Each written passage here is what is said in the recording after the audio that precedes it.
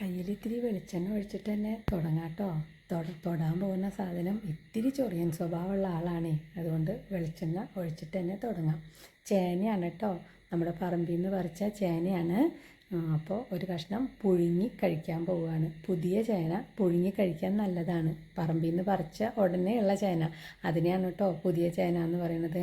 അപ്പോൾ അതിൽ നിന്ന് ഒരു കഷ്ണം മുറിച്ചെടുത്തിട്ടുണ്ട് പുഴുങ്ങി കഴിക്കാനായിട്ട്. ചേന പുഴുങ്ങിയതും ചമ്മന്തി, അതാണ് ഇന്ന് ഉണ്ടാക്കാൻ പോണ വിഭവം.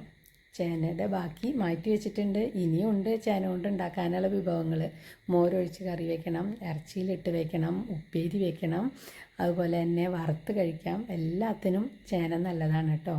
പിന്നെ ഏത് രോഗികൾക്കും കഴിക്കാൻ പറ്റുന്ന കിഴങ്ങ് വർഗ്ഗമാണ് ചേന എന്നാണ് കേട്ടോ പറഞ്ഞു കേട്ടിട്ടുള്ളത്.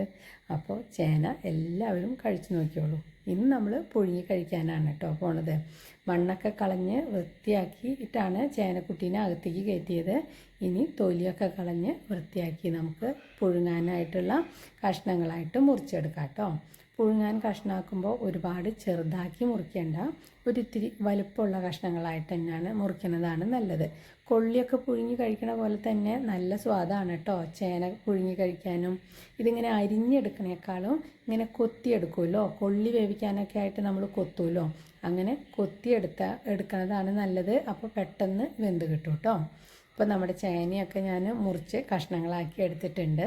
ഇനി ഒന്നുകൂടെ കഴുകിയിട്ട് പുഴുങ്ങാനായിട്ട് കലത്തിലേക്ക് ഇടാം. ഞാൻ കലത്തിലിട്ടിട്ട് തന്നെയാണ് പുഴുങ്ങണത്, വേഗം വേവണ ചേന ആയതുകൊണ്ട്.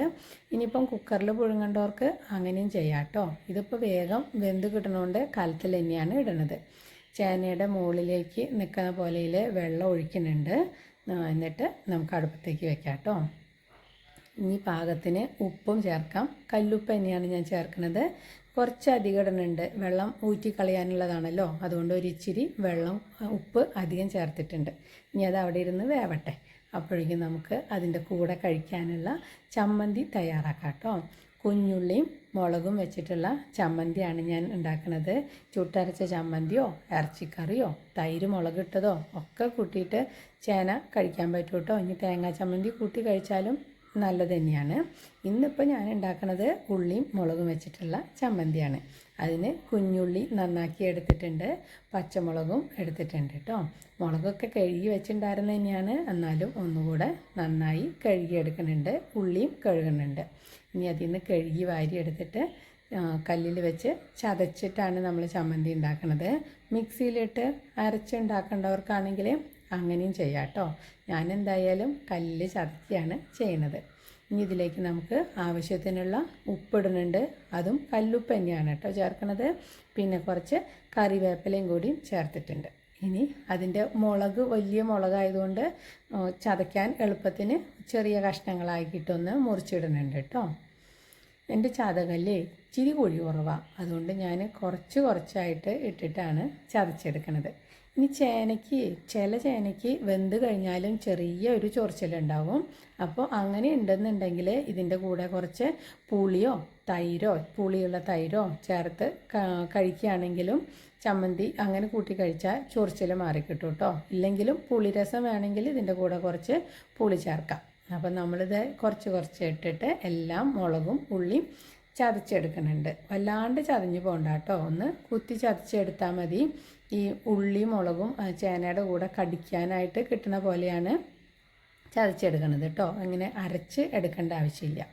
ഇപ്പോൾ നമ്മുടെ ഉള്ളി എല്ലാതും ചതച്ച് കഴിഞ്ഞിട്ടുണ്ട്. ഇനിയാണ് ഇതിലേക്ക് നമ്മൾ വെളിച്ചെണ്ണ ചേർക്കുന്നത്. ഈ പച്ച വെളിച്ചെണ്ണയാണ് കേട്ടോ നമ്മുടെ ചമ്മന്തിക്ക് നല്ലൊരു സ്വാദ് കൊടുക്കുന്നത്. അതിൻ്റെ ഒരു മണവും സ്വാദും പറഞ്ഞറിയിക്കാൻ പറ്റില്ല കേട്ടോ, അത്രയും നല്ലൊരു സ്വാദാണ്. എന്നിട്ട് നമ്മളിത് കൈകൊണ്ട് തന്നെ ഇങ്ങനെ തിരുമ്മണം കേട്ടോ, അപ്പോഴാണ് അതിൻ്റെ ഒരു ശരിക്കുള്ള സ്വാദ് കിട്ടുക. സ്പൂൺ കൊണ്ട് ഇളക്കിയാലൊന്നും ഈ ഒരു സ്വാദ് കിട്ടില്ല കേട്ടോ. ഉപ്പൊക്കെ പാകത്തിനായിട്ടുണ്ട്.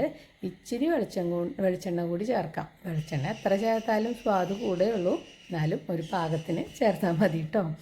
ഇപ്പം നമ്മുടെ ചമ്മന്തി തയ്യാറായിട്ടുണ്ട്. നല്ല ചൊടിയുള്ള നല്ല ചമ്മന്തിയാണ്. ഇനി നമ്മുടെ ചേനേനെ ഒന്ന് നമുക്ക് ഇളക്കിയിടാം. വേവാനായിട്ടില്ല, കുറച്ചും കൂടെ വേവാനുണ്ട് കേട്ടോ.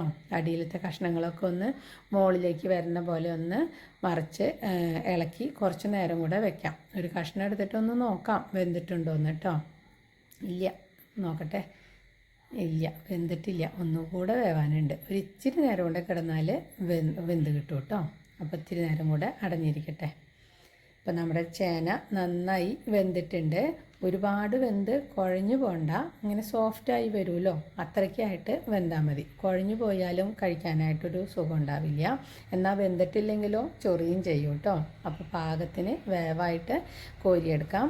ചേനെല്ലാം കോരിയെടുത്തിട്ടുണ്ട്. നല്ല ആവി പറക്കണ നല്ല ചേന. നമ്മുടെ ചാനൽ സബ്സ്ക്രൈബ് ചെയ്യാത്തവരാണെങ്കിൽ ഒന്ന് സബ്സ്ക്രൈബ് ചെയ്യണേ. ലൈക്ക് ചെയ്യാനും ഷെയർ ചെയ്യാനും ഒന്നും മറക്കരുത് കേട്ടോ. അപ്പം ഞാൻ ചേന പുഴുങ്ങിയത് കഴിക്കാൻ പോവുകയാണ്. ചേനയും നല്ല പച്ചമുളകും ഉള്ളിയും വെച്ചിട്ടുള്ള ചമ്മന്തി. അപ്പോൾ എല്ലാവരും ഇങ്ങനെ ഉണ്ടാക്കി നോക്കിയിട്ട് ഒന്ന് കമൻറ്റ് ചെയ്യണം കേട്ടോ.